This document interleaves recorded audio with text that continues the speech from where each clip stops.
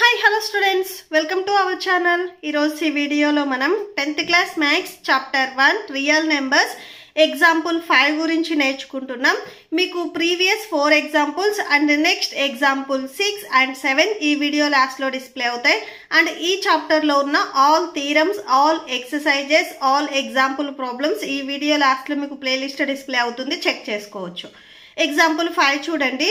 Prove that root 3 is irrational. So root 3ని మనం irrational అని ప్రూవ్ చేయాలి. సో దీనికి మనం ఏం చేస్తామంటే రివర్స్ లో తీసుకుంటాము. ఇక్కడ రూట్ 3 అనేది ఇర్రేషనల్ అని ఇచ్చారు కదా, ఫస్ట్ మనం రూట్ 3 రేషనల్ అని తీసుకొని సో అది రేషనల్ అవుతుందా కాదా అనేది ఫస్ట్ మనం చెక్ చేసుకుంటాము. రేషనల్ అవ్వలేదు అంటే అది ఆటోమేటిక్గా ఇర్రేషనల్ అవుతుంది. సో ఇది మీకు క్లియర్గా అర్థం కావాలి అంటే నా దగ్గర ఒక 5 rupee coin and 2 rupee coin ఉంది అని నేను చెప్పాను. సో 5 రూపీ కాయిన్ ని తీసేసాను నేను. ఓకే, సో అది తీసేసి ఇంకొకరికి ఇచ్చాను. ఇంకా ఆటోమేటిక్గా నా దగ్గర ఏ కాయిన్ ఉంటుంది? 2 రూపీ కాయిన్ ఉంటుంది. సో అంటే మనము ఏదైతే ఇక్కడ కాయిన్ లేదో దాని గురించి చెప్పాము అంటే ఆటోమేటిక్గా మన దగ్గర ఉంది ఏంటిది అనేది తెలుస్తుంది. సేమ్ ఇక్కడ కూడా అంతే. రూట్ 3 అనేది రేషనల్ కాదు అని మనం ప్రూవ్ చేసామంటే ఆటోమేటిక్గా అది ఇర్రేషనల్ అవుతుంది. ఓకే, సో దీనికి సొల్యూషన్ చూడండి. So first let us assume that contrary that root 3 is rational. So ఇక్కడ మనం రూట్ 3 ఫస్ట్ రేషనల్ అని తీసుకున్నాము. రేషనల్ నెంబర్ ఏ ఫామ్ లో ఉంటుంది? p/q ఫామ్ లో ఉంటుంది. There exist a positive integers a and b such that root 3 equal to a and b.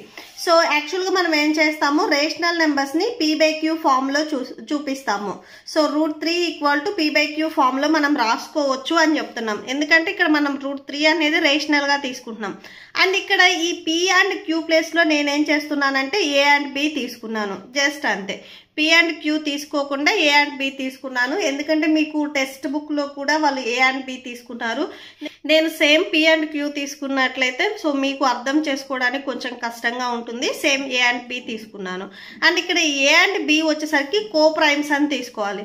ఎందుకు co primes మనం తీసుకుంటున్నాము అంటే సో ఇక్కడ ఈ p and q వచ్చేసరికి ఏదైనా నార్మల్ నెంబర్స్ తీసుకున్నాం అనుకోండి, ఇవి రెండు క్యాన్సిల్ అయిపోతాయి. సపోజ్ 6/3 ఉందనుకోండి, 3 1s 3 2s 6 ఇట్లాగా క్యాన్సిల్ అవుతాయి. మనం కో ప్రైమ్స్ తీసుకున్నాం అనుకోండి, ఇక్కడ ఏవైతే ఫ్రాక్షన్ ఫామ్ ఉందో ఇవి క్యాన్సిల్ అవ్వవు. First of all co primes అంటే ఏంటిది అంటే ఏవైనా కానీ 2 నెంబర్స్ మీరు తీసుకున్నప్పుడు వాటి ఫ్యాక్టర్స్ అనేది ఓన్లీ 1 ఉంటే వాటిని మనము కో ప్రైమ్స్ అంటాము. ఓకే, సో ఇక్కడ ఎగ్జాంపుల్ చూడండి. సపోజ్ మీరు 5 and 7 ఇలా 2 నెంబర్స్ తీసుకున్నారనుకోండి, వీటి ఫ్యాక్టర్స్ చూడండి. Factors of 5 and 7. 5కి ఫ్యాక్టర్స్ ఏమేమి ఉంటాయి అంటే 5 అనేది ఏ టేబుల్లో వస్తుంది? ఫస్ట్ టేబుల్లో వస్తుంది, 5th టేబుల్లో వస్తుంది. 7 ఏ టేబుల్లో వస్తుంది? ఫస్ట్ టేబుల్లో వస్తుంది, 7th టేబుల్లో వస్తుంది. ఓన్లీ ఫస్ట్ టేబుల్లో వస్తే వీటిని మనం కో ప్రైమ్స్ అంటాము. సో ఇక్కడ 5 and 7 వచ్చేసరికి మీకు కో ప్రైమ్ అవుతుంది. నెక్స్ట్ 9 and 8 తీసుకున్నాము. సో ఈ 9కి ఫ్యాక్టర్స్ చూడండి. 9 మీకు ఫస్ట్ టేబుల్లో వస్తుంది, థర్డ్ టేబుల్లో వస్తుంది, 9th టేబుల్లో వస్తుంది. నెక్స్ట్ 8 వచ్చేసరికి మీకు ఫస్ట్ టేబుల్లో వస్తుంది, సెకండ్ టేబుల్లో వస్తుంది, 4th టేబుల్లో వస్తుంది అండ్ 8th టేబుల్లో వస్తుంది. సో ఇక్కడ మీరు ఫ్యాక్టర్స్లో కామన్గా ఏముంది అబ్జర్వ్ చేయండి, 1 ఉంది. 9 వచ్చేసరికి మీకు ఫస్ట్ టేబుల్ వస్తుంది, 8 కూడా ఫస్ట్ టేబుల్ వస్తుంది. ఇంకే టేబుల్స్ అయినా కానీ ఇక్కడ మ్యాచ్ అయ్యాయా?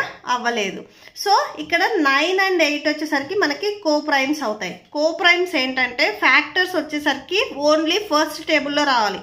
ఏవైనా మీరు 2 నెంబర్స్ తీసుకుంటే అవి ఓన్లీ ఫస్ట్ టేబుల్లో వస్తే వాటిని మనము కో ప్రైమ్స్ అంటాము. ఇక్కడ మనకి a and b వచ్చేసరికి కంపల్సరీ కో ప్రైమ్స్ ఉండాలి. ఎందుకు ఉండాలి అంటే మీరు ఏవైనా కానీ కో ప్రైమ్స్ కాకుండా నార్మల్ నెంబర్స్ తీసుకున్నట్లయితే సో ఇట్లా 6 and 3 తీసుకున్నట్లయితే ఇలా క్యాన్సిల్ అవుతాయి. సపోజ్ మీరు 7 and 8 తీసుకున్నారనుకోండి, క్యాన్సిల్ అవ్వవు. ఓకే, సో అందుకని చెప్పేసి ఏ అండ్ బిఆర్ వచ్చేసరికి ఇక్కడ మనం కో ప్రైమ్స్ తీసుకుంటాము. సో కో ప్రైమ్స్ కాబట్టి చూడండి, ఇక్కడ బి వచ్చేసరికి డినామినేటర్లో ఉంది. ఇది మీరు ట్రాన్స్పోజ్ చేసుకున్నట్లయితే మల్టిప్లికేషన్లోకి వెళ్తుంది. So b root 3 equal to a అవుతుంది. సో ఇక్కడ అబ్జర్వ్ చేయండి, బి ఇక్కడ మీకు డినామినేటర్లో ఉంది. ఇది మీరు ట్రాన్స్పోజ్ చేసుకున్నట్లయితే రూట్ 3కి మల్టిప్లికేషన్లోకి వెళ్తుంది. So b into root 3 equal to only మీకు రైట్ సైడ్లో ఏ ఉంటుంది. సో ఇప్పుడు ఈ ఈక్వేషన్కి ఏం చేస్తున్నామంటే మనం బోత్ సైడ్స్ స్క్వేర్ చేస్తున్నాము. Squaring on both sides. So both sides మనం స్క్వేర్ చేస్తున్నాము. b√3 equal to a. Equation ఇది బోత్ సైడ్స్ అంటే LHS ను మనం స్క్వేర్ చేయాలి, RHS కూడా స్క్వేర్ చేయాలి. ఓకే, సో ఇక్కడ మీరు అబ్జర్వ్ చేసినట్లయితే ఈ స్క్వేర్ అనేది మీకు బీకి అప్లై అవుతుంది, √3కి అప్లై అవుతుంది. సో బీకి స్క్వేర్ అప్లై చేస్తే b స్క్వేర్ అవుతుంది. అండ్ √3కి మీరు స్క్వేర్ అప్లై చేసినట్లయితే స్క్వేర్ అండ్ రూట్ క్యాన్సిల్ అయిపోయి 3 వస్తుంది. సో √3 ప్లేస్లో మీరు 3 రాసుకోవచ్చు. అంటే 3 × b స్క్వేర్ అవుతుంది equal to a square. 3 × b స్క్వేర్ని మీరు 3b square equal to a square. Okay, so ఇలా రాసుకోవచ్చు. దీనికి మీరు ఈక్వేషన్ నెంబర్ 1 ఇవ్వండి. ఓకే, సో ఇక్కడ మనం ఒక థీరం స్టేట్మెంట్ అప్లై చేస్తాము. సో మీకు టెక్స్ట్ బుక్లో కూడా ఇక్కడ ఏంటంటే థీరం 1.3 అని ఇచ్చారు, ఇది రాంగ్. ఓకే, సో థీరం 1.2 స్టేట్మెంట్ని మనం యూజ్ చేస్తాము. సో ఇక్కడ మీరు థీరం 1.3 కాదు, థీరం 1.2 అని రాసుకోవాలి. Okay, so by the theorem 1.2 let p be a prime number. So p అనేది ప్రైమ్ నెంబర్ అని చెప్తున్నారు. p divides a square. p అనేది a స్క్వేర్ ని డివైడ్ చేస్తే సో సేమ్ ఇదే p వచ్చేసరికి a ని కూడా డివైడ్ చేస్తుంది అని చెప్తున్నారు. ఓకే, సో ఆ థీరం స్టేట్మెంట్ ని ఇక్కడ యూజ్ చేస్తాము. మీరు ఎగ్జామ్ లో రాసేటప్పుడు బై ద థీరం 1.2 ఇలా రాయకూడదు. ఓకే, సో థీరం స్టేట్మెంట్ రాసుకోవాల్సి వస్తుంది, లేదా బై ద థీరం అని చెప్పేసి మీరు ఆ థీరం స్టేట్మెంట్ రాసుకోవచ్చు. ఓకే, సో ఆ థీరం స్టేట్మెంట్ ఏంటంటే సో 3 అనే నెంబర్ a స్క్వేర్ ని డివైడ్ చేస్తే సేమ్ 3 a ని కూడా డివైడ్ చేస్తుంది అని చెప్తున్నారు. ఓకే, సో ఇక్కడ రాసుకోండి బై ద థీరం 1.2. ఇక్కడ మీరు 1.3 రాయొద్దు, థీరం స్టేట్మెంట్ మనం 1.2ని ఇక్కడ యూజ్ చేస్తాము. మీరు ఎగ్జామ్లో రాసేటప్పుడు బై ద థీరం అని రాసుకోండి. 1.2 1.3 ఇలా రాయాల్సిన అవసరం లేదు. Okay, by the theorem a square divisible by 3, a square అనేది 3తో డివిజబుల్ అయితే then a is also divisible by 3. దీనికి మీరు ఈక్వేషన్ నెంబర్ 2 ఇవ్వండి. ఓకే, సో ఇక్కడ మనకి a స్క్వేర్ అసలు 3 ఎలా డివైడ్ అవుతుంది అంటే సపోజ్ మీరు ఇక్కడ b స్క్వేర్ ఉంది, ఈ b స్క్వేర్కి మీకు మల్టిప్లికేషన్లో 3 ఉంది. దీన్ని మీరు ట్రాన్స్పోజ్ చేసుకుంటే b square equal to a square by 3 అవుతుంది. ఇక్కడ మనం అదే రాసాం, a స్క్వేర్ డివిజబుల్ బై 3. ఈ a స్క్వేర్ అనేది 3తో డివిజబుల్ అయితే a is also divisible by 3. a కూడా మీకు 3తో డివిజబుల్ అవుతుంది. ఈ స్టేట్మెంట్ ఎలా రాసాము అనేది ఇక్కడ ఒకసారి మీరు చెక్ చేసుకోండి. బట్ మీరు 3b square equal to a square, దీనికి ఈక్వేషన్ నెంబర్ 1 ఇవ్వండి. ఇప్పుడు ఏదైతే రాశారో దీనికి ఈక్వేషన్ నెంబర్ 2 ఇవ్వండి. Okay, 3c. సో ఇక్కడ c అనేది మనకి ఒక కాన్స్టెంట్ వాల్యూ అవుతుంది. Where c is an integer. Okay, so c అనేది ఒక ఇంటీజర్. ఇప్పుడు ఈ ఏ వాల్యూ ఏదైతే ఉందో దీనిని నేను ఈక్వేషన్ నెంబర్ 1లో సబ్స్టిట్యూట్ చేస్తున్నాను. సో ఇక్కడ చూడండి ఈక్వేషన్ నెంబర్లో ఏ వాల్యూ ఉంది కదా, సో దీంట్లో a ఈక్వల్ టు 3c, ఈ వాల్యూని నేను సబ్స్టిట్యూట్ చేస్తున్నాను. ఓకే,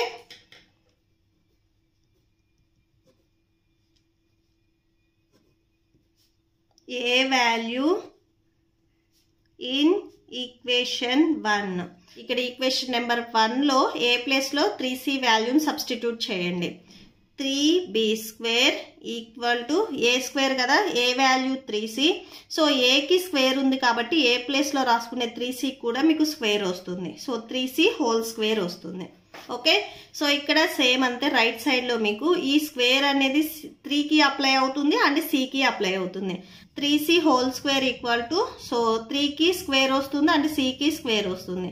3 స్క్వేర్ అంటే 3 × 3. ఓకే, సో 3 3s 9 అవుతుంది. సో 3 స్క్వేర్ ప్లేస్లో మీరు 9 రాసుకోవచ్చు. అండ్ నెక్స్ట్ ఇక్కడ c స్క్వేర్ ఉంది కదా, c స్క్వేర్ రాసుకోండి. అంటే 3c whole square value 9c square అవుతుంది. Okay, so 3 square value 9 and c square value 3 1s 3 3s 9 cancel అయిపోతే b square equal to 3c square వస్తుంది. అండ్ నెక్స్ట్ వచ్చేసరికి చూడండి, సో ఇక్కడ మనము సేమ్ ఇక్కడ 3 వచ్చేసరికి మీకు మల్టిప్లికేషన్లో ఉంది. ఇది ట్రాన్స్పోజ్ చేసుకున్నట్లయితే డివిజన్లోకి వస్తుంది. b²/3 = c² అవుతుంది. ఓకే, సో ఇక్కడ మీరు అబ్జర్వ్ చేయండి, ఇక్కడ b² అనేది 3తో డివిజబుల్ అవుతుంది. b² 3తో డివైడ్ అయితే b వాల్యూ కూడా 3తో డివైడ్ అవుతుంది. Okay, same by the theorem 1.2 ఇక్కడ ఈక్వేషన్ నెంబర్ 1 దగ్గర రాసాం చూడండి. a² అనేది 3తో డివైడ్ అయితే a వాల్యూ కూడా 3తో డివైడ్ అవుతుంది. ఇక్కడ సేమ్ రాసేసుకోండి. b² అనేది 3తో డివైడ్ అయితే b కూడా మీకు 3తో డివైడ్ అవుతుంది. దీనికి మీరు ఈక్వేషన్ నెంబర్ 3 ఇవ్వండి. Equation number 2 and 3. So equation number 2లో a అనేది 3తో డివైడ్ అవుతుంది.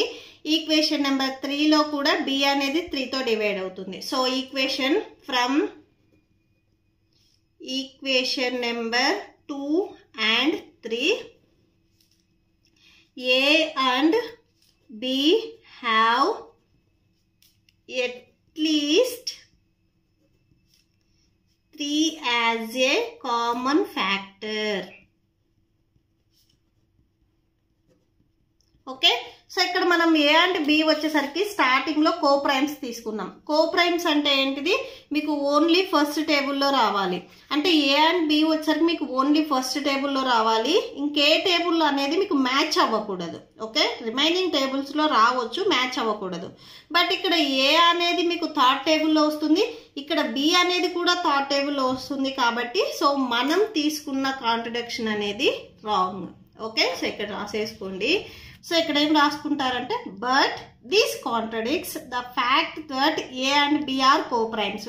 మనం ఇక్కడ ఏం తీసుకున్నాం, a and b are coprimes తీసుకున్నాం. ఓన్లీ ఫస్ట్ టేబుల్లో కాకుండా ఇక్కడ ఎక్స్ట్రాగా థర్డ్ టేబుల్లో కూడా వచ్చినాయి. కాబట్టి మనం తీసుకున్న కాంట్రడిక్షన్ అనేది wrong. This contradiction has arisen because of our incorrect assumption. So ఇక్కడ మనం ఎజంప్షన్ స్టార్టింగ్ లో ఏం తీసుకున్నాం, √3 అనేది రేషనల్ నెంబర్ తీసుకున్నాం. సో మనం తీసుకున్న ఎజంప్షన్ అనేది wrong. So we conclude that √3 is irrational. √3 అనేది రేషనల్ కాదు అని మనం చెప్పాము అంటే డైరెక్ట్ గా అది ఇర్రేషనల్ అవుతుంది. Okay, so that's it. ఈ ప్రాబ్లంతో మీకు ఈ వీడియో కంప్లీట్ అయింది. మీకు ఈ వీడియో నచ్చితే ప్లీజ్ లైక్ చేయండి, మీ ఫ్రెండ్స్కి షేర్ చేయండి, అండ్ మన ఛానల్ని సబ్స్క్రైబ్ చేసుకోండి. ఈ వీడియో లాస్ట్లో మీకు నెక్స్ట్ ఎగ్జాంపుల్ 6 కంటిన్యూ అవుతుంది, చెక్ చేసుకోవచ్చు. Thank you and thanks for watching.